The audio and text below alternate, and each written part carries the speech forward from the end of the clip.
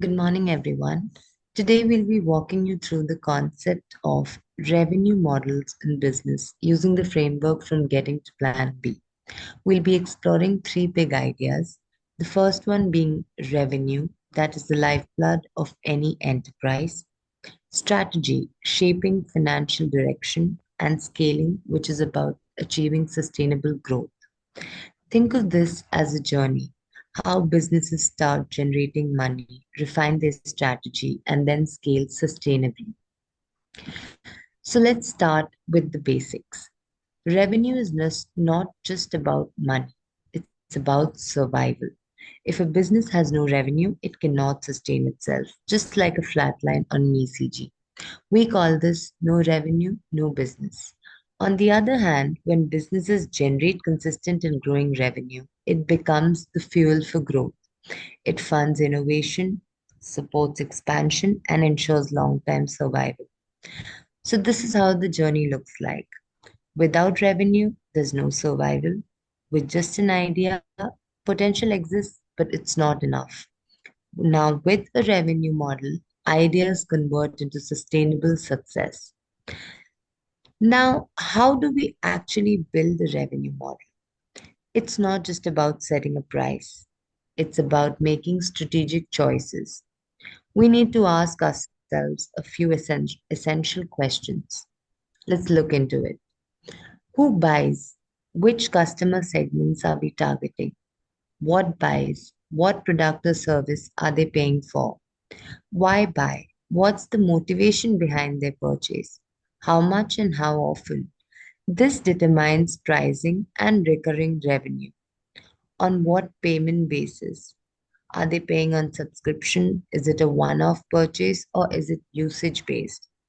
By answering these questions, businesses build models that align customer value with profitability. Let's move on to understanding customer motivation. Revenue only exists when customers are willing to pay.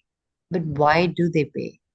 The two big drivers behind this are solving pain points through saving time, money, or reducing risk. The second one being creating delight through convenience, status, or joy. Take Uber, for example. It solves a pain point through finding quick rides while also creating delight through convenience and cashless payments.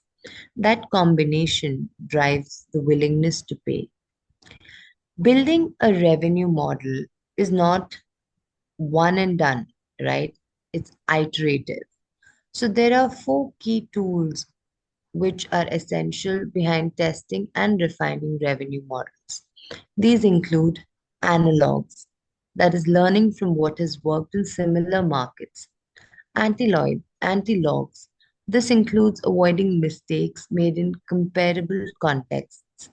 Leaps of faith, it tests critical assumptions early on in the process.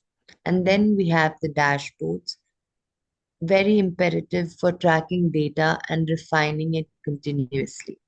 Amazon tested pricing and shipping before evolving into Prime. Now that's what we call iteration. So now let's see how this plays out with Google.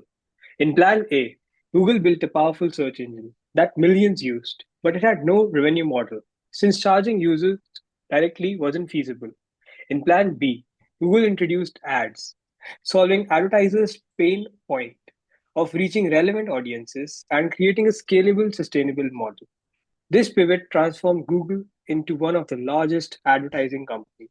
The lesson: success often comes not from monetizing your original idea, but also from solving an adjacent customer problem. Now let's look at Silverglide Surgical, which shows why identifying the right customer segment is critical. Initially, Silverglide focused on plastic surgeons, their plan A. Although these specialists valued the product, the low volume of procedures created only a small niche market with limited growth. To scale the company, the company pivoted to general surgeons, that was their plan B, who performed high volume procedures. By targeting general surgeons, it accessed a larger market, boosted recurring usage, and achieved sustainable growth. The key lesson here: even the best innovation can fail if the customer base is too small. or low in demand. The right who defines your revenue model. Finally, a real life example of how revenue models evolve. Apple. Apple started with the plan A, hardware centric model. Products like Macs, iPods, bought in large, one time revenues, but growth dependent heavily on new launches. Here's how it shifted. In 2008, Apple was mainly a hardware company, earning $37 billion from devices and just $2 billion from services. By 2018, services doubled to $40 billion, signaling the shift towards an ecosystem. By 2023, hardware peaked at $383 billion, while the services soared to a whopping $85 billion, proving Apple's transformation into a recurring revenue powerhouse. What changed? Plan B, the ecosystem of microtransactions. iTunes, the App Store, iCloud, and Apple Music created recurring revenue streams. Individually, each purchase seems small, but across millions of users, they add up to billions. This shift made Apple more resilient, less dependent on the next iPhone release, and created customer lock in. Once you're in Apple's ecosystem, leaving it is difficult. That's not just revenue, that's retention by design.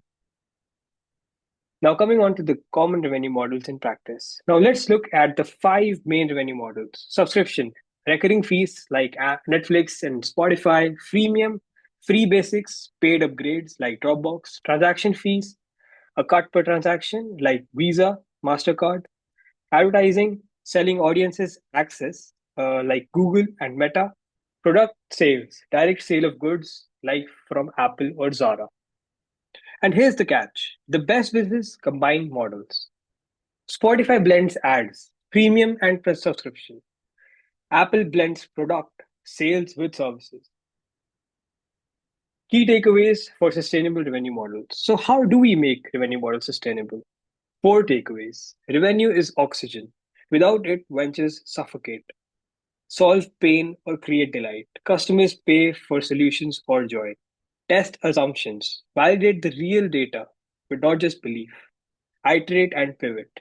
Adapt based on the market feedback. The truth is, plan A often fails. That's normal. The winners are those who can pivot to plan B, learn from the market, and eventually land on a model that works. When that happens, businesses don't just survive, they win sustainably. The takeaway is this: revenue models are not static, they always evolve. Thank you.